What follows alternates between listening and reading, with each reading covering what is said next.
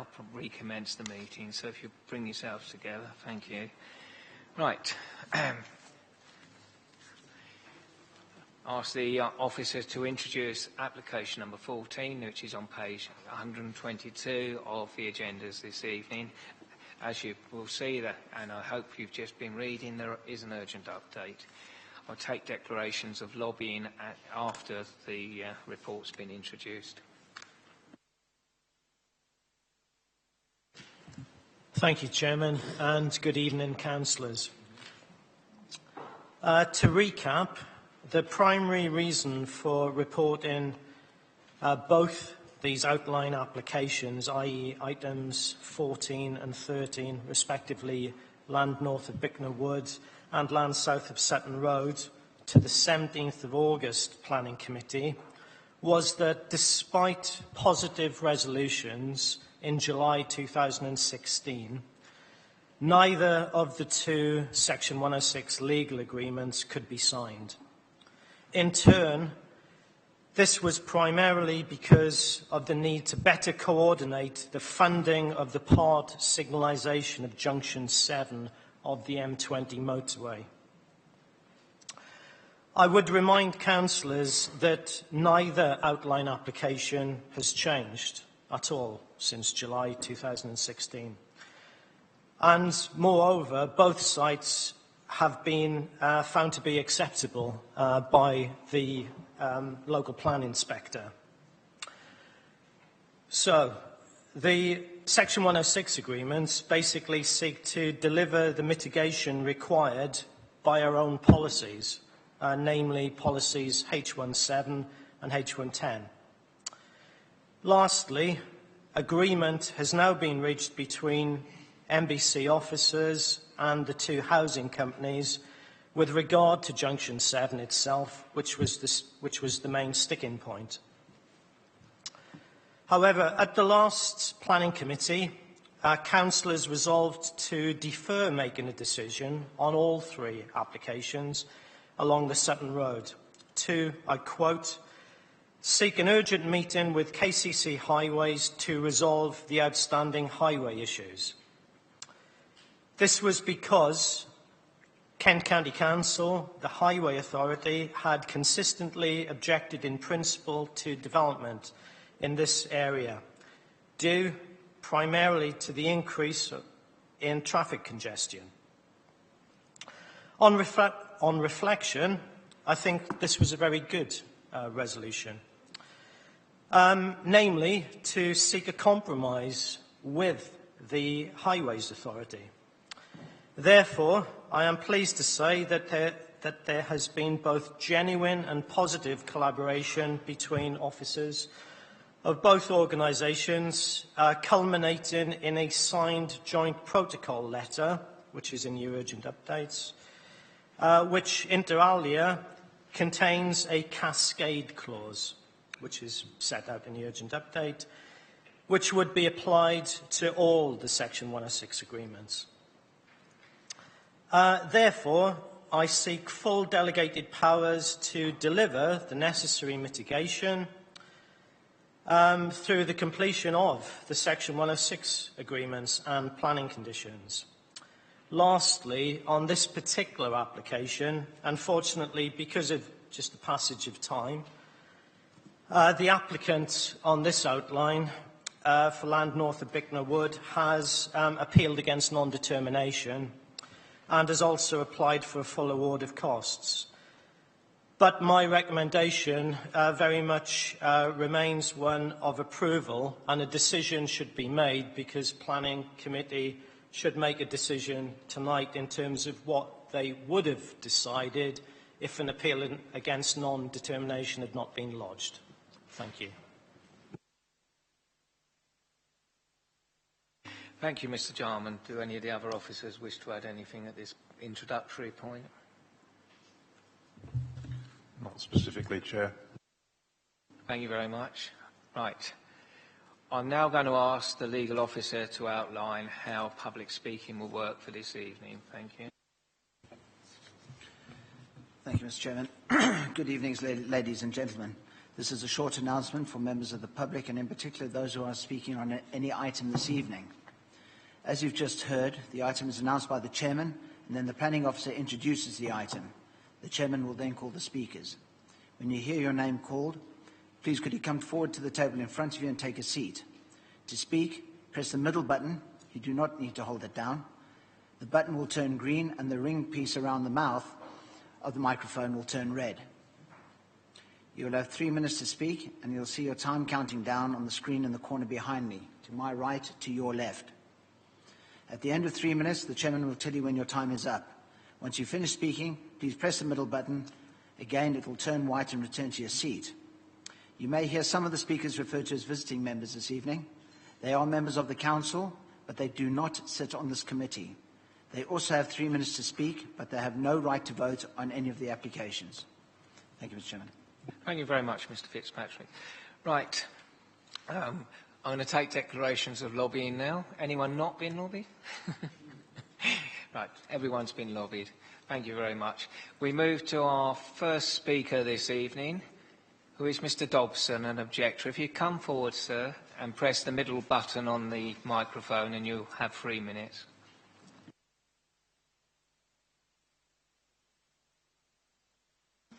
Good evening. When I bought my home on Gorecourt Road in 1999, I knew this field was earmarked for development. Furthermore, having moved home 10 times in my career, it would be hypocritical of me to object to new housing being built. However, when I made that move, I was not aware of how bad the traffic was going to be and not expected to spend so much time stuck in traffic when I was in a car and dodging it on country roads when I was not. There are many expert reports in support of this application, but nowhere is there a real study of the cumulative effect of this and other housing developments in South Maidstone on the country roads that people use to avoid the congestion and gridlock that is Sutton Road and Willington Street. Personally, I think the suggestion in the minutes of your last discussion that traffic should be studied annually after the damage is done is actually preposterous and makes a mockery of the term planning. If the current proposals are to stand, you also need to identify the impact of the closure of the Whitehorse Lane Church Road junction. Traffic data do show that about half the traffic using Church Road as a rat run uses Whitehorse Lane and half of it uses Gorecourt Road. So if that junction is closed, you will double the amount of traffic travelling up and down Gorecourt Road and probably increase its speed. Apparently, accident data show that all these local roads are safe. But despite those data, the Whitehorse Lane junction is now deemed unsafe due to visibility issues. This seems to me like incredibly selective use of information to fit an agenda rather than an outcome of a planning process. Do something about the visibility rather than closing a road, cutting a village off from its church and doubling the traffic on an already overburdened road. Don't try and solve a perceived minor safety issue by creating a bigger one. Please leave this junction alone. Prohibit the northerly exit from the new estate into Whitehorse Lane and send the traffic down onto Sutton Road. Of course, Buffkin Way has already been converted into a single-track road with passing places, so closing the bottom of Gorecourt Road now looks a bit crazy too.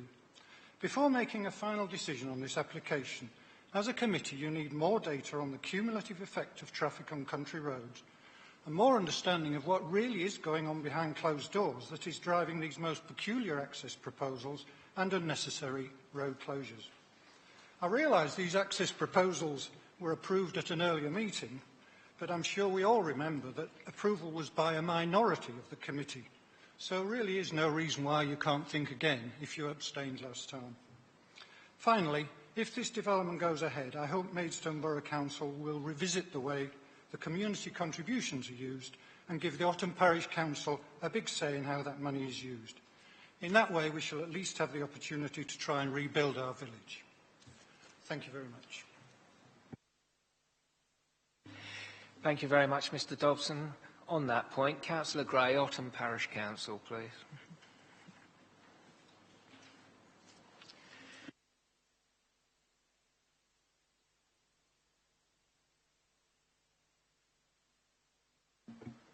Good evening. This item relating to the land north of Bicknor Wood proposes 4 Section 106 contributions towards signals at Junction 7, affordable housing, improved healthcare and improved bus services. It also proposes that the Head of Planning and Development might grant planning permission subject to a list of specific conditions. I would like to focus on items 4 and 5 in these conditions, as these items have been specifically included to, I quote, ensure a satisfactory development in the interests of amenity. So I'll ask you to consider what amenity actually is.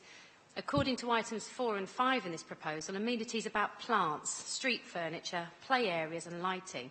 But this fails to consider the full extent of amenity as outlined in the National Planning Policy Framework.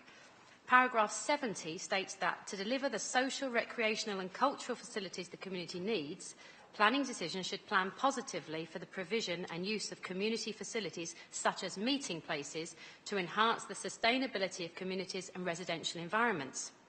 Paragraph 187 requires local councils to work with developers to secure developments that improve the social conditions of the area. And paragraph 28 directly instructs planning authorities to promote the retention and development of community facilities in villages. Amenity is more than about landscaping and patches of grass. Amenity is about community facilities. So how does this relate to Ottham? Ottham's Village Hall, our community facility, our village amenity, is tiny, has no outside area, no parking, no pavement, and is in need of renovation. But its location and plot size mean that renovation, expansion or development is impossible. No amount of money could improve this building, and when this development north of Bicknor Wood is built in the heart of Ottham, between the existing Ottham houses in Whitehorse Lane and those in Gore Court Road, the population of Ottham will more than double. A massive village-sized population will appear in the centre of our village. The new community of Ottham will need an amenity, a community facility to meet, one that serves both new and existing residents. Paragraph 17 of the NPPF points out that amenity is for all existing and future occupants. So sending new residents to a new community centre in Langley Park or to Senacre isn't the answer either. Amenity means a place for the community to meet, to bond, a positive provision to enhance the community. And yet there is no mention of this in the list of conditions, no mention of it in the list of Section 106 contributions. Instead, £68,000 for Senacre's recreation ground. Please follow the NPPF guidance and rectify this now so that Ottham has a real usable amenity for the whole community and for future generations. Thank you. Thank you very much, Councillor.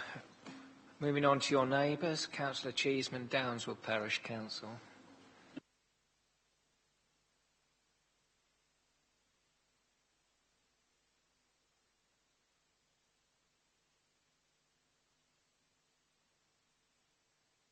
Is your microphone on? It is now. Downswood Parish Council is deeply opposed to the proposed development due to location, traffic, flooding, air, noise pollution, wildlife habitat, commuters. Should planning approval be granted, Section 106 funds are required for 1. Provision for reduction of volume and speed of traffic travelling through Downswood. Direct impact on residents of Downswood of the proposed development would be enormous increased traffic volume. Traffic survey undertaken by Downswood and Ottham Parish Councils proved the necessity for something to be done, showing Mott McDermott's survey, mentioned in the officer's report, to be incorrect for Church Road. 2. Provision for public transport improvement. Recently reduced Arriva service means those without private transport have very limited poor service, no direct access to supermarkets or GP services, particularly affecting elderly, young and infirm. Also increases traffic volume and pollution. Parking provision for the church is required due to increased traffic caused by development's new residents attending services and weekday events.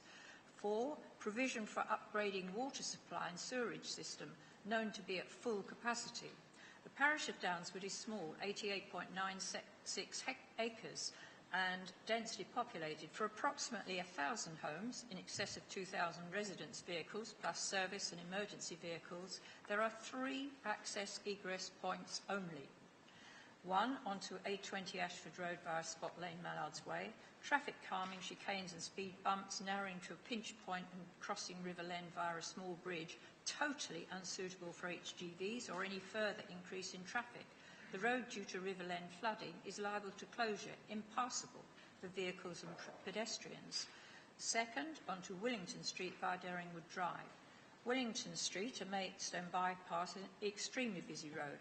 Residents regularly queue at length to enter, exit Downswood. Also danger of flood at this junction. Severe winter weather has necessitated police stopping traffic on the brows of both hills. In the past, 17 vehicles slid into each other. The third, onto the A274 Sutton Road via Church Road, Gorecourt Road. This lane is totally unsuitable for HGVs or any further increase in traffic. At times of services and weekday events at St Nicholas Church, cars must park in the road, resulting in single-line traffic, dangerous for pedestrians, cyclists and horse riders. Avoiding Willington Street, a Maidstone bypass, and without a Langley bypass, Downswood has become a two-way rat run between A274 and A20 M20. Currently, when flooding occurs, adverse weather conditions, RTAs, roadworks, diverted traffic, M20 problems, access egress points are often reduced to 2. Water supply and sewerage system... I'm sorry, Councillor Cheeseman, you'll have to draw to a close there. Right. Thank you. Mr Goodman, for the applicant, please. Goodman, sorry.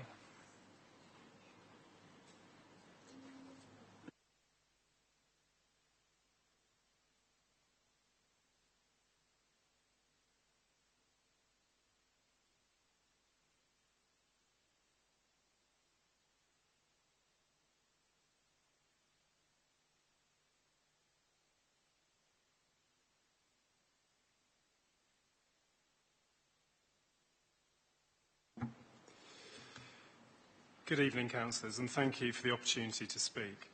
I thought I'd explain a little bit of background about the reason Bellway Homes have decided to appeal the application. The application was submitted in November 2015. It was resolved for approval in July last year, and the Section 106 was in an agreed form at May this year between all parties. Section 106 was, however, not signed by Maidstone Borough Council due to a late request for an additional contribution of £750,000 towards Junction 7.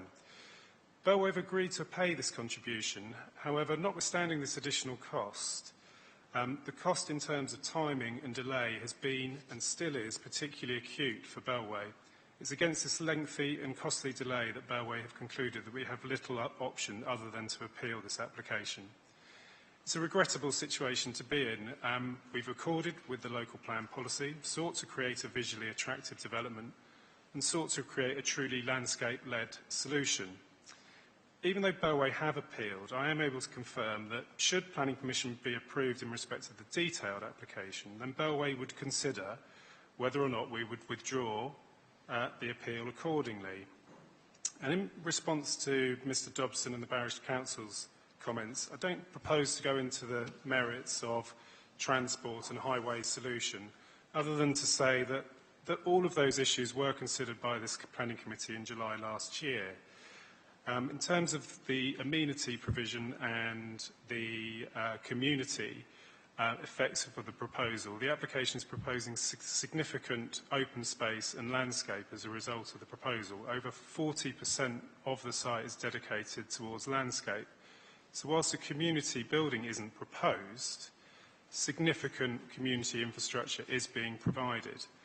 I'd also like to draw members' attention to the officer's report in respect of the community building that says that it's set out in the planning policy for the site that a community building, there is no requirement for a community building, and that adequate provision is provided for elsewhere, and therefore it would be unreasonable for this application to provide such a facility.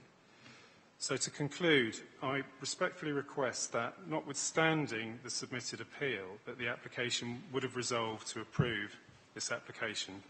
Thank you.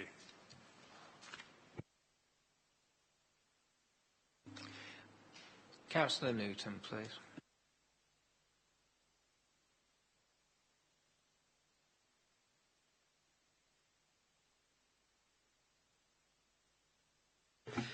Thank you, members. Let's put some meat on the bones. I think the speakers that have actually spoken, they've spoken very accurately about what Autumn is all about. Now, I will say that I actually met with other members in here, and back a year and a half ago, I spoke to an officer that is not here now about a community centre to replace the tiny little hut that it is on Ottom Lane. Far too small for the community that is going to be there. So I think the officer's comments in this report are downright ignorant, to be quite honest, ignorant of the size of the building and how it could be improved. There's no space for car parks. It's one of the things that we do need in Ottom. And I do believe you must really consider these points. The other areas that I think will put some meat on the bones is since June the 28th, there have been 6 serious accidents that have required the attendance of the fire, police or ambulance on Church Road because of the amount of traffic that is coming through there. On July the 14th, another traffic issue, the roads were flooded, as was the Sutton Road, due to runoff. So I think all of these points really need to be looked at. The other point I feel is a very serious one, and I do hope that we can uphold an appeal here, and that is the sighting of traffic lights at the outside of the Imperial Park entrance to take traffic off the A274, down through Buffkin Way, down through Gore Court Road, and down into Church Road, and then either one way to Derringwood Drive and Willington Street, or right down towards the A20. Now you can imagine what that's going to create. A shortcut down country lanes. Rat running is bad as it is, which is why I pointed out the accidents that have already occurred. How long is it going to be before there is a fatality? And I do predict that. There are cyclists who use these roads, horses, pedestrians. They're country lanes. Please refuse this application. Let us test it at appeal, because I do believe we could withhold it. Thank you very much indeed. I do compliment the other members of Ottom that have spoken here on what they have delivered, and I didn't want to repeat it. Thank you very much. Just so members are aware, we can obviously make a decision one way or the other, but we're not actually being asked to approve or refuse. We're being asked what we would have done were we determining the application, just to make so members are absolutely sure. Okay. Do you want to?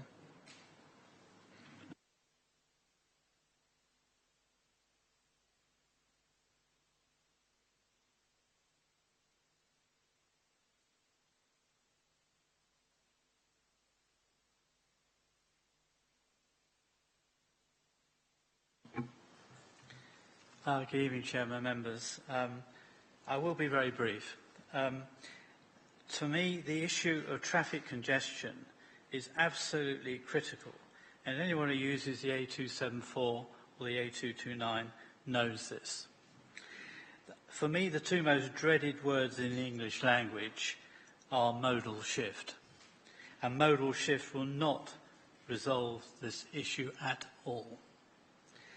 I believe the KCC letter of the 7th of September, which I think is very well drafted, very well written, sums up the position extremely well, and I very much support what it says. Thank you very much. Thank you, Councillor Perry. That was, as you said, admirably succinct. Members, I don't want to single anyone out, but and I know this is an issue that we all feel very strongly about in various ways. I would ask members to be careful in their use of language. We may feel strong disagreement with other members or with officers, but we should respect the fact that we have a planning committee because there are going to be different points of view. Because someone does not agree with us does not make them mad, crooked, dishonest or insane. So please let's bear that in mind during this discussion. Now, do we have any ward members as defined here. Not as such, other than Councillor Newton. So in that case, I think the first person I actually sought to indicate was you, Councillor Prendergast. Sorry, your last statement has thrown me. I've got a few questions relating to highways issues.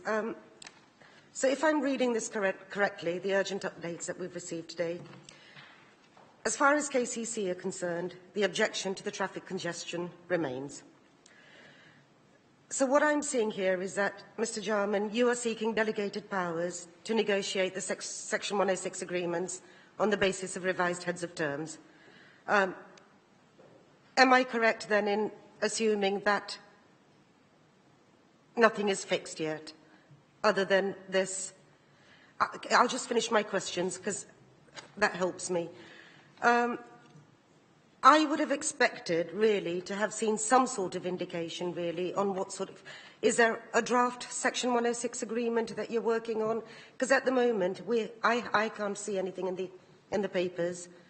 I have no idea what monies we're talking about, what the basis of the real mitigation is. I'm just reading words like...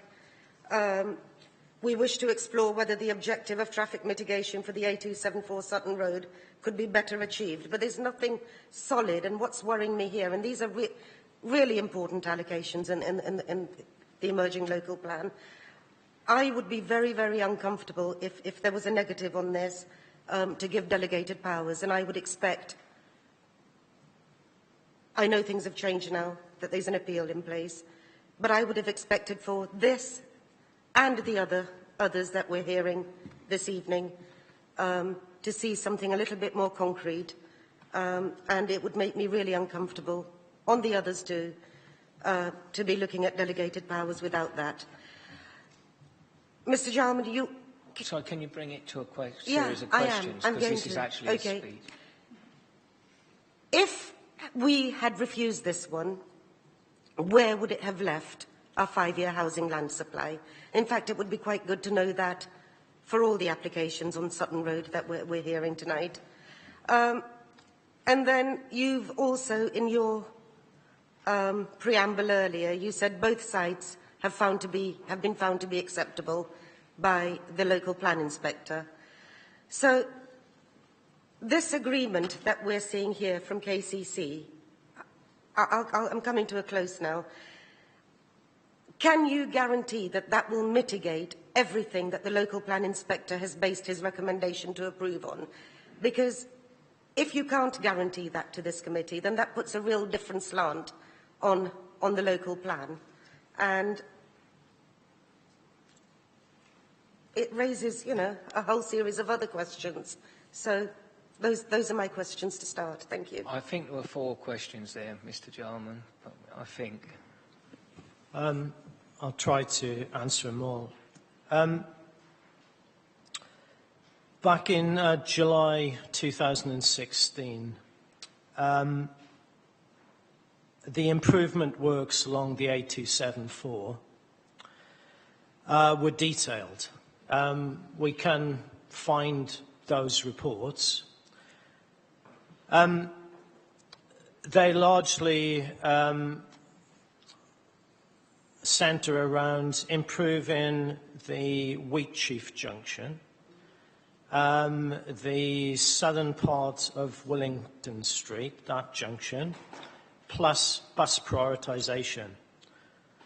Those were the improvements to the actual highways. Also, there was a long discussion about monies being given over to improve bus services to Headcorn Railway Station, I think Bearsted Railway Station, and the Cornwallis Academy. So the drafting reflects what was agreed in July 2016. As I said earlier, what wasn't agreed was Junction 7. So that was in July 2016. The local plan examination the Maidstone local plan, the examination started in early October. So Kent County Council, in fairness, came along to the examination and objected to these sites in exactly the same way as they did to each of the planning applications. The inspector, however, went through every single improvement that was being proposed, and at that time he was aware that there was a resolution to grant on both applications because they'd already been agreed in July 2016. Then our policies, H1.7 and H1.10, reflect the mitigation which has been agreed by the inspector. So, very cognizant of the fact that KCC are still objecting in principle, but to my mind, they've taken the very pragmatic step forward of saying, first of all, if it can be shown that the monies, the improvement works to improve the Wheat Sheaf, Willington Street, bus prioritisation, which I would have thought most people do want, because I've heard for a number of years now people complaining about congestion. So really what we're saying is, here's some money to actually improve congestion. So what we have agreed with KCC is, first point, as you know, they're the highway authority, if it can be shown that these improvement works can't be delivered in terms of improving the A274, if that can be shown, and it's for Maidstone Borough Council to judge, if that can be done, then that's the first hurdle jumped over. Secondly, if it can be evidenced that there is a better strategic solution, then the monies from the A274 works can be diverted to this strategic solution. It will take a bit of time. I'll have to rely on Tim and perhaps Russell if you want. A list of all the actual contributions in terms of their monetary value. I think we'll come back to that, but there was also the additional question about the 5-year housing land supply. As I said to Councillor Borton, I think in August, it's difficult to be precise because obviously we do our housing completion surveys at the end of every business year. So we're sort of like midway. I'd estimate that we would go below 5 years in probably just under 2 years. That's my estimate. I mean, in very basic terms, if you add up the land south of Sutton Road and the land north of Bicknor Wood, we're talking about over 1,000 houses. What I can say, and I think councillors know this, and perhaps I'm being too defensive about it, I would say once you fall below the 5 years, it's very difficult to get it back up beyond the 5 years because you're relying very much on developers getting on and putting a spade in the ground. Thank you very much. That's answered those questions, I think. A cascade mechanism is, I'm correct, I think I'm correct in saying, been used before in a number of cases, so it's not where there are, shall we say, opportunities that might arise, and has been proven successful. One thing I would say, having listened to the representations, is that I do, whilst there's very limited room for manoeuvre on many of these issues because we considered them at length previously, I do find myself somewhat sympathetic to the argument of the parish councils in relation to the community facility. We're trying to cut journeys, aren't we? We're trying to have whatever level of scepticism is involved to actually have sustainable local facilities, both in employment terms and other terms. I'm not sure it's the best solution in the world to actually encourage people to actually carry out longer journeys than necessary to their local community centre. It doesn't seem the most sustainable solution, or to be encouraging modal shift. So, plus, this is a significant percentage increase in the population, so I would have thought, I wouldn't quite put it in the terms that Councillor Newton did, but I do share his view that this is the existing facility is pretty basic and would be pretty hard to improve. Without major effort, but that it is simply not really a desirable option to have people trundling all over the place to what's supposed to be a local community centre. So without trying to tempt fate, I would like to briefly explore what options we would have to actually give the community something out of this to benefit them.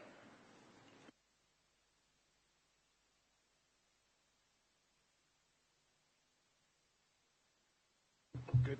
Okay, thank you, Chair. Just to put the community facilities point into context, community facilities were considered when the application was considered by committee in July 2016, and the proposed arrangements were agreed by committee.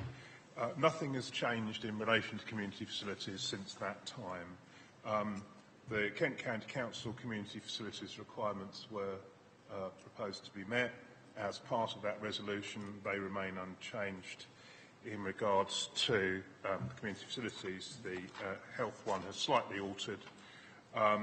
So I think the issue I would point out is there's a lack of evidence to justify the change, and indeed the previous decision of the committee stands and would be difficult to go against, bearing in mind that decision. So my feeling is, bearing in mind what the report talks about in relation to alternative provision and the large provision of open space, which has been mentioned as a community asset and is in excess of the policy requirements, my conclusion is there is no requirement for an on-site provision of a community facility. It's not quite what I asked. I'll come back to that later. There is a difference perhaps between requirement and in the absolute sense and what might be considered appropriate or reasonable in a minute. But first I want to bring the legal officer back on the specific question of the Section 106 drafting, which I almost overlooked. So I better do that before I... Thank you, Mr. Chairman. Yeah, I've got you, Mr. Mumford. An issue has been raised as to, there is nothing on the papers as regards to the draft Section 106. Well, I had said at the previous committee that I had been drafting the Section 106 and negotiating this agreement. This agreement is, for all intents and purposes, agreed, save for the new issues that have arisen as a result of comments made by Highways England with regards to Junction 7. As regards to the content of the Section 106 agreement, if you look at pages 214 and 215 and 216 of the papers, those are in the Section 106. All of those heads are dealt with in the Section 106 agreement. There are now additional heads which have been added in relating to the Junction 7 works, and there is an additional head with regards to public right-of-way. And those have been inserted in a draft format except for the Junction 7 works, because that ties hand in hand with the later application on tonight's agenda. So from our perspective, the Section 106 is very much there. What has been added by tonight's papers is that Kent County Council are now going to be a party to that agreement. Now, notwithstanding what was said last time at this committee, Kent County Council have had input into the Bicknor Wood agreements. It is now simply a case of changing and adding Kent County Council to that, and the agreement being recirculated to them with the additional amendments which have been agreed on the papers. In the urgent update, there's a form of wording dealing with the A274 highway works, which is one of the issues you raised. Sorry, Councillor Prendergast, I didn't mean it. I didn't mean it the way it came out. So the A27 works is now deals with the fact that the works that are in compliance with the local plan, the emerging local plan, as approved by the inspector, is in there, and it allows for the funds to be diverted or reallocated in circumstances to other strategic mitigation in accordance with the local plan name modifications. Okay. If I can just finish on the Section 106 points that have been raised. So Kent County Council will be a party to the agreement. It does deal with the issues of rat running, which has been raised as a concern here. It does deal with highway improvement works. It does deal with, we have a development monitoring committee which is involved in the process as well. And as regards to the wide delegation, the reason why we've asked for the wide delegation is because of the issues like Junction 7 and the public rights-of-way issues that have subsequently arisen. So it allows us to deal with the additional issues, because the papers are quite clear that it's in addition to what's already been set out in the previous, that was previously approved by this committee last July. So, and that would include any conditions which could deal with some of the issues which have been raised this evening. I must apologise at this point to the committee. I picked up an infection, I think, at hospital visiting on Sunday, and I have an extremely upset stomach, so I'm going to have to disappear for a minute. I'm terribly sorry. Adjourn for a couple of moments, otherwise I'm going to be sick.